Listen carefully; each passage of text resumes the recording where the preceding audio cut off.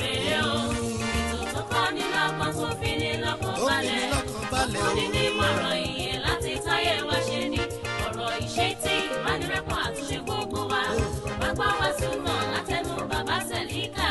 Sẹ̀líkà Voice of Salvation náà rèé o. Sẹ̀líkà Voice of Salvation náà rèé o. Good morning in the name of Jesus. I know this morning is a blessed morning. You claim it? Yes, you have to claim good things. Always be positive. Never be negative. You can be negative to those things that are bad. And be always thinking, your thinking must be positive every time. When your thinking is positive, then you move forward. I want to pray for you. I pray for you with the power vested in me by our Lord Jesus Christ, that you must be blessed today. You must receive your blessing. You must be protected.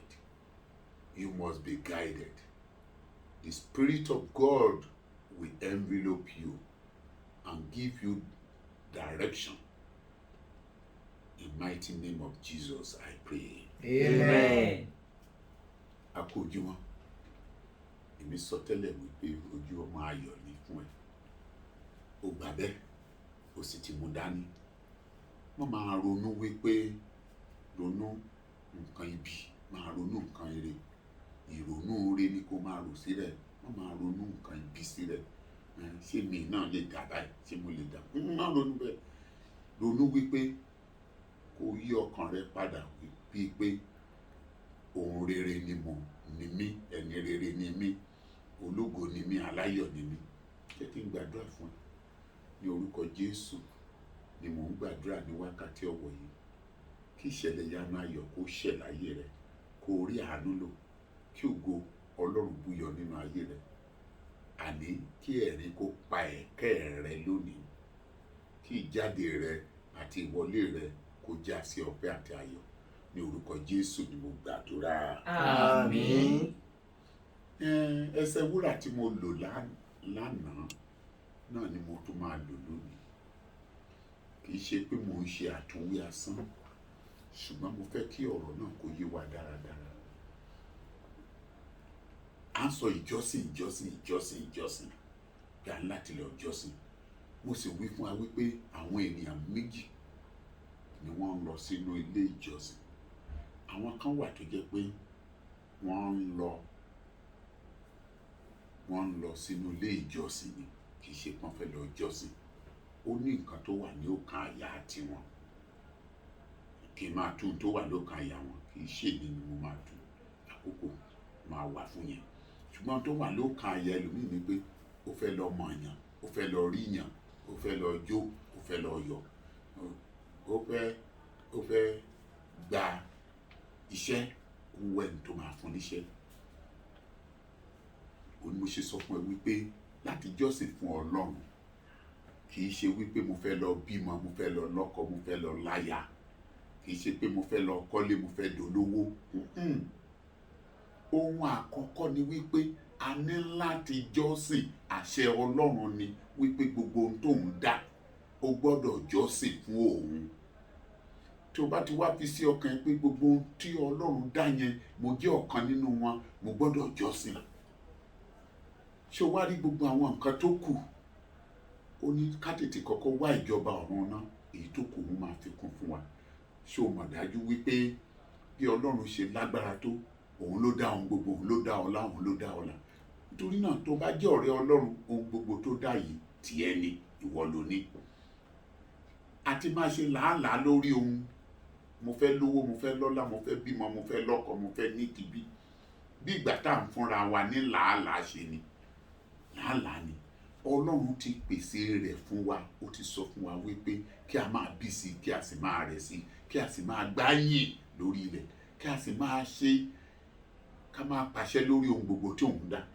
Lára àwọn nǹkan tó sì dá, òun náà ni owó, ọlá, ọlà àti ohun gbogbo.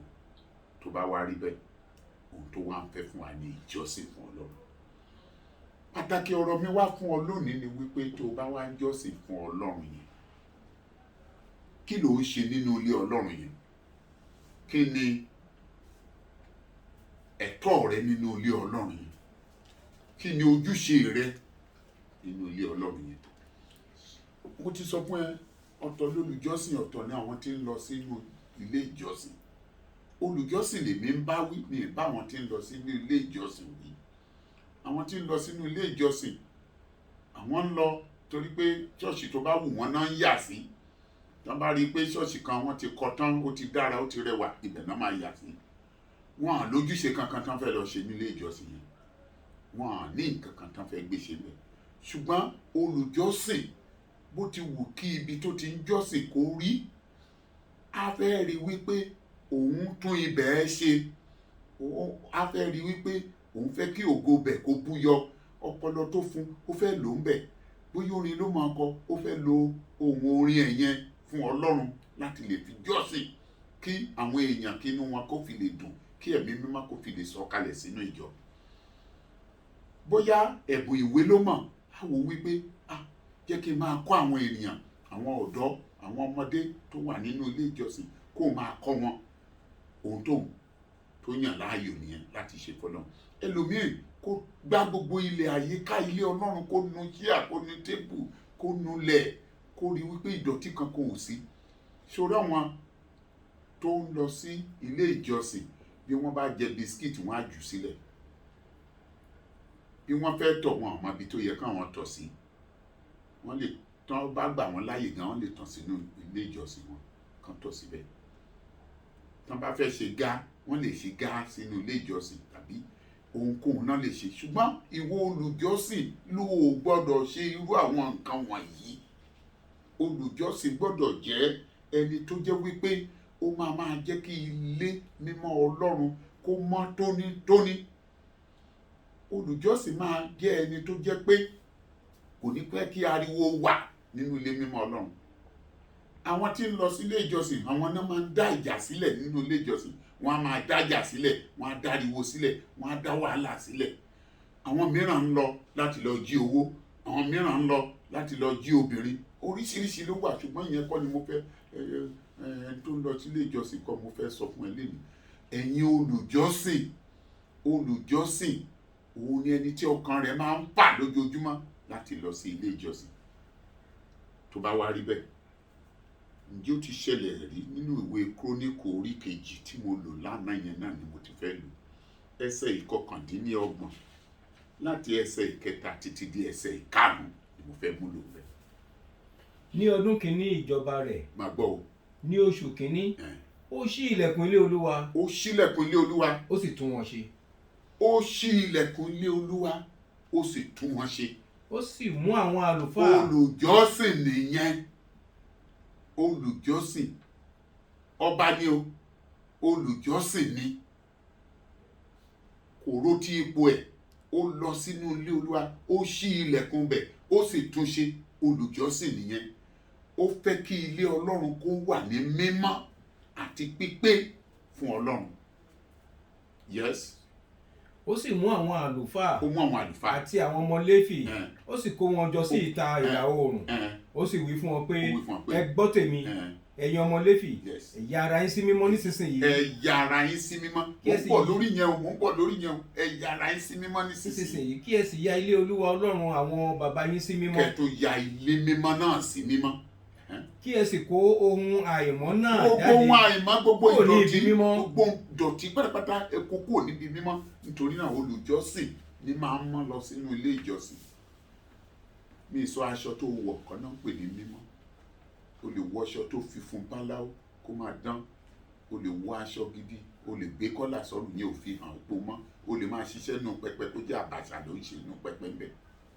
Àbàṣà. O lè jókòó nù pẹpẹ kó má bàa ṣàbàṣà. O lè kò sí nǹkan tí èèyàn ẹni bá wà nílé mímọ́ tó èèyàn kọ́ lè ìwà ohun téèyàn ń ṣe lójú kọ́ là ń sọ. Ohun téèyàn ń ṣe nínú ọkàn rẹ̀ ni à ń bá yín sọ.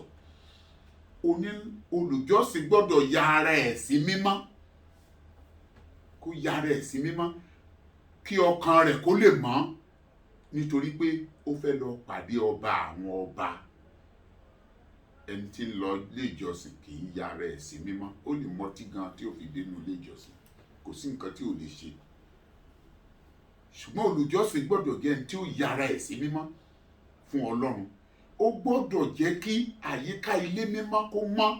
Àwọn àlùfáà gbọ́dọ̀ ya ilé ìjọsìn sí mímọ́ ní gbogbo ìgbà, kán máa gbàdúrà sí, nítorí níbi tí àwọn ọmọ Ọlọ́run bá wà ní ọmọ èṣù náà ń wà, níbẹ̀ ni èṣù wà. Tó bá lọ ka ìwé Jóòbù orí 1 wá ti rí, níbẹ̀ ni àwọn ọmọ èṣù náà ń péjọ sí.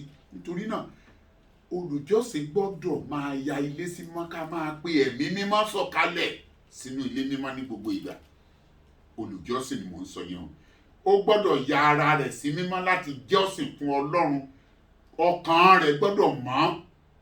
Kì í ṣe ẹni tó gbé èrò àná wọ inú ilé ìjọsìn, kì í ṣe ẹni tó ń gbé wàhálà wọnú ilé ìjọsìn, kì í ṣe ẹni tó ń gbé ìrònú wọnú ilé ìjọsìn, kì í ṣe ẹni tó ń gbé àníyàn ayé wọnú ilé ìjọsìn. Tó bá gbé àníyàn ayé wọnú ilé ìjọsìn, ò tí ì ya rẹ̀ sí mímọ́, ò tí ì mọ̀. O gbọ́dọ̀ fi àníyàn ilé ayé sílẹ̀ pátápátá nígbà tó bá fẹ́ jọ́sìn fún Ọlọ́run. Ohun tó fẹ́ lọ ṣe ni pé ọba àwọn ọba, mo fẹ́ lọ júbà rẹ̀, mo fẹ́ lọ júbà rẹ̀. Nígbà tó bá ti fi èyí sínú ọkàn rẹ, wàá wá wọlé mímọ́ wá láti wá jọ́sìn fún Ọlọ́run. Nípa ìjọ́sìn yìí, ọkàn rẹ gbọ́dọ̀ mọ́, nítorí pé o ti yára ẹ sí mọ́. O ní wò wípé ẹnìkan bú mi, ẹnìkan ṣépè sọ mí, ọ̀tá mi lẹni tó ń bọ̀ yìí, ọ̀rẹ́ mi leléyìí, ní báyìí ó ti bú mi lẹ́yìn. Torí pé ọkàn rẹ ti mọ́. Ọkàn rẹ gbọ́dọ̀ mọ́. Kì í ṣe aṣọ rẹ là ń sọ. Mi sọ pé kó wọṣọ ṣìọ̀ṣìọ̀ aṣọ ọ̀gbùn, èyí tó fi wọ̀ sùn mọ́jú, kó jẹ́ pé òun ló ń gbé lọ ní ilé ìjọsìn, ìwọ náà ò ya rẹ̀ sí mọ́. Àìwẹ̀, àìfọnú, ìmọ́tótó ara ilé ìjọsìn ni. Ara kéèyàn mọ́ ni. Kó tọ́jú ara ẹ lọ sínú ilé ìjọsìn. Kí aṣọ tó máa wọ̀, aṣọ tó fẹ́ lọ fi jọ́sìn nílé ìjọsìn ní ọjọ́ Sunday tàbí ní gbogbo ọjọ́, ó gbọ́dọ̀ wà ní mímọ́ fún Ọlọ́run. Kì í ṣe pé kó máa ṣe ní àwọn aṣọ tó jẹ́ pé o ti fi lọ mọtí, o ti lọ fi ṣàgbèrè, o ti lọ fi ṣe tọ̀hún, kó wá máa kó wọnú ṣọ́ọ̀ṣì, kó máa kó lọ sínú ilé ìjọsìn. Kì í ṣe bẹ́ẹ̀. Kì í ṣe ìwọ tó mu gbó sùn tàbí tó mọtí sùn, ó ìṣolùjọ́sìn. O kàn lọ sínú ilé ìjọsìn ni, ó ìṣolùjọ́sìn. Àwọn tó máa lọ sínú ilé ìjọsìn gbọ́dọ̀ yára wọn sí mímọ́, kí wọ́n pé nínú ilé Ọlọ́run, kí wọ́n sì máa ṣe àtúnṣe ilé mímọ́. Nínú èyí ni àdúrà wa fi lè ṣe ìtọ́gbà. Ìgbà yìí la wà jẹ́ ọ̀rẹ́ Ọlọ́run, tí Ọlọ́run yóò máa wá ṣe ọ̀rẹ́ wa. Ọlọ́run á wá máa gbé inú wa. Ọlọ́run á máa wọ inú wa wá. A máa rí Ọlọ́run lójúkorojú. Ọlọ́run ó máa bá wa gbé. Èyí ni ọ̀rọ̀ ìní fún ọ. Ìmọ́tótó ní borí àrùn mọ́lẹ̀. Jẹ́ kí ara rẹ kí ó mọ́, kí ọkàn rẹ mọ́ tó bá jẹ́ olùjọ́sìn ní tòótọ́. Jẹ́ kí agbègbè ilé ìjọsìn rẹ kó mọ́. Lo ẹ̀bùn tí Ọlọ́run fún ẹ ní mímọ́. Má lò ní pé mo fẹ́ gbowó, mo fẹ́ ṣe, torí owó ni mo ṣe ń ṣe, torí nǹkan pa. Tó bá ti ń ṣe nítorí owó, olúwa ẹ máa kọsẹ̀. Olúwa rẹ̀ máa kọsẹ̀. Olúwa rẹ̀ kò yára ẹ̀ sí mímọ́ nìyẹn. Ọlọ́run ló máa wá wo nígbà tí Elizabeth ń wọ́ ọmọ títí. Ẹsikáyà, kí ni Ẹsikáyà ń ṣe? Ẹsikáyà yára ẹ̀ sí mímọ́. Ẹsikáyà ń fìtùràrí ní pẹpẹ Ọlọ́run. Níbi tó ti ń fìtùràrí ní pẹpẹ Ọlọ́run ni áńgẹ́lì Ọlọ́run ti kọ́ sí. Ni Ọlọ́run ló ti rí Ọlọ́run lójúkorojú, nítorí pé ó yára rẹ̀ sí mímọ́. Nítorí náà gbogbo ẹ̀bùn tó kù àwa máa dé, a máa bá ẹ lálejò. Olúwa yóò ràn án lọ́wọ́. I want to brief you in English. My followers, I know you enjoy this program, and that's why you always send messages to us. Thank you for that. And you know, we want your advice on this program too. I said we need your contribution, not money, but your advice.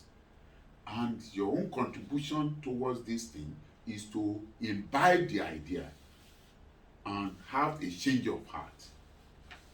The message of today, I have used the scripture yesterday, but I still want to use it today for a purpose.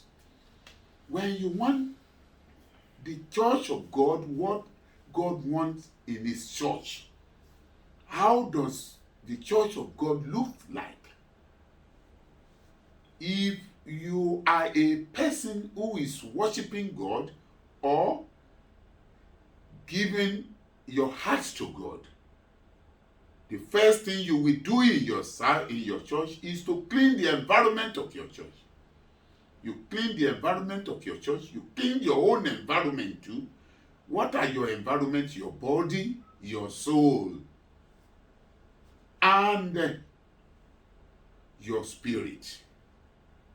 What type of spirit do you take to the church? Is it a spirit that is down? Maybe you have tribulation, or they have persecuted you, or you have problem. You don't need to carry your problem to the church. You don't need to carry your problem, the burden of your problem to the church. You have to sanctify yourself, sanctify your heart, sanctify yourself, sanctify your church. When you sanctify your church, then the Spirit will descend and God will come in to visit you. This is the major thing. This is the major thing. Therefore, I want the reader to read 2 Chronicles chapter 29 verses 3 to 5. In the first month of the year, after Hezekiah became king, he reopened the gates of the temple. He reopened it, and not reopen it alone. What has he done? And had them repaired. He what? Had them repaired. He repaired them. He repaired them. Do you have anything doing in your church? Do you even have a permanent job doing in your church? I don't say maybe you are an ushers and you carry the cloth of ushers just to show to people that you are an usher, or you are a choir, you want to show people that you are in choir, or you are a reverend, you want to show people that's your color. No! What is your sacred duty in that church? Your sacred duty, if you're a choir, you really want to perform, not because of money, not because you want people to admire you. No, you don't need anybody to admire you. You are doing your own service to God. If you are an usher, you don't need anybody to admire you. You don't need a friend. The only friend you need is God. If you are a pastor, what you need is to say the truth and preach the truth in the church and sanctify yourself, sanctify the church. Let your body be sanctified, let your cloth be sanctified, and let your heart be sanctified too. Yes? He assembled a group of priests and Levites in the east courtyard of the temple and spoke to them there. He said, "You Levites are to consecrate yourselves and purify the temple of the Lord, the God of your ancestors. Remove from the temple everything that defiles it." Anything that defiles, anything that you think it will defile the church, you have to remove it. You have to remove it. Let me tell you, in Job chapter 1, where children of God gathered, Satan will definitely be there. That's why you must be very, very careful. Concentrate your mind. Focus your mind.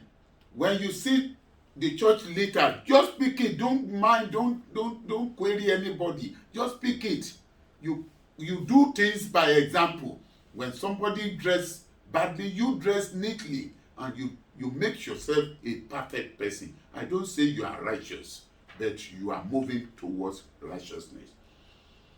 My followers, this is my message for you today.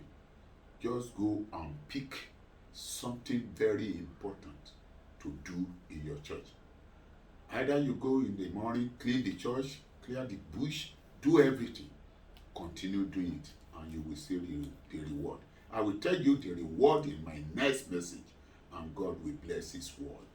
Let me pray for you.